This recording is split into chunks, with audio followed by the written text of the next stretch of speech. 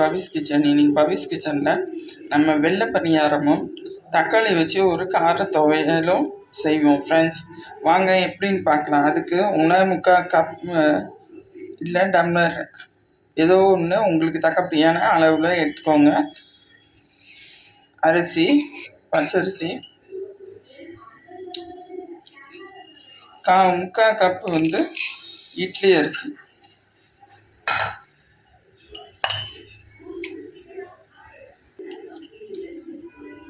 அதே மாதிரி அதே கப்பாலேயோ இல்லை டம்ளராலேயோ 3/4 கப் உளுந்து.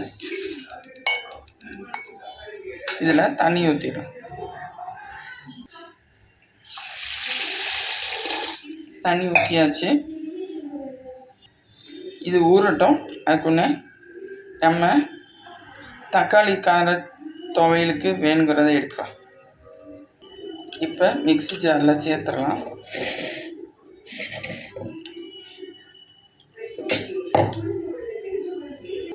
மாவு ரெடி. இப்போ பணியாரம் சுட்டுறலாம். வெள்ளை பணியாரம் எண்ணெய் இந்த அளவுக்கு தான் ஊற்றணும். ஊற்றிருக்கேன். அது காயறதுக்குள்ளே நம்ம சட்னி அரைச்சிட்டு வந்துடலாம். சட்னின்னு சொல்லலாம், துவையல்னு சொல்லலாம். ஒரு 2 பெரிய சைஸ் தக்காளி, 3 வரமிளகாய் எடுத்திருக்கேன். காரம் வேணும்னா கூட போட்டுக்கோங்க. ஒரு பெரிய சைஸ் வெங்காயம்.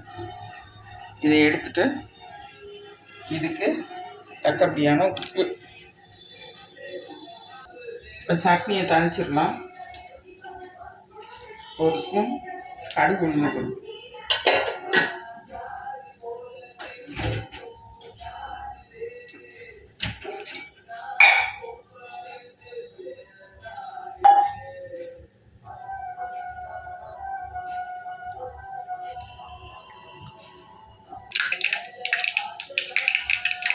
நல்லா பொரிஞ்சிருச்சு. இப்போ கருவேப்பிலை சேர்த்துக்கலாம். ஒரு வத்தல்.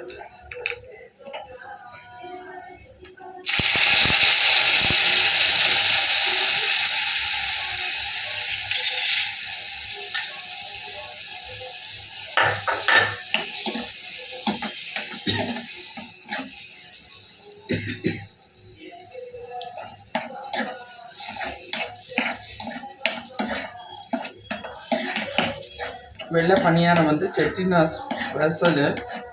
எத்தனை பேருக்கு பிடிக்கும்னு கமெண்ட் பண்ணுங்கள் ஃப்ரெண்ட்ஸ். இப்போ தாளிச்சாச்சு. பவுலுக்கு ட்ரான்ஸ்ஃபர் பண்ண எண்ணெய் சூடாயிடுச்சு. இப்போ நம்ம சிம்மில் போட்டுடலாம். ரொம்ப சூடாக இருக்கக்கூடாது. இந்த மாதிரி சப்பை கரண்டி தான் எடுக்கணும்.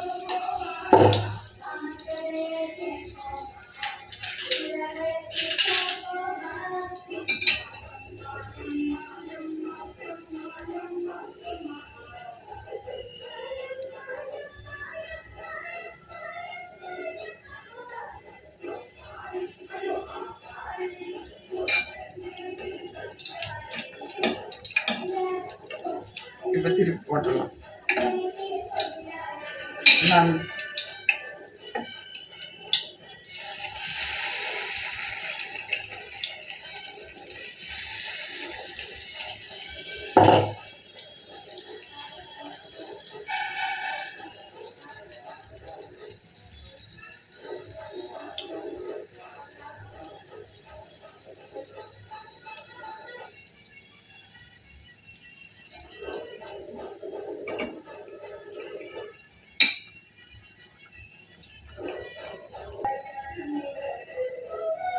இதை நல்லா திருப்பி விட்டேன்.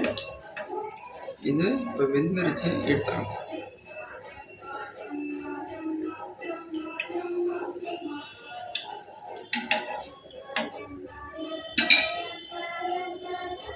என்னன்னு ஊற்றிடலாம்.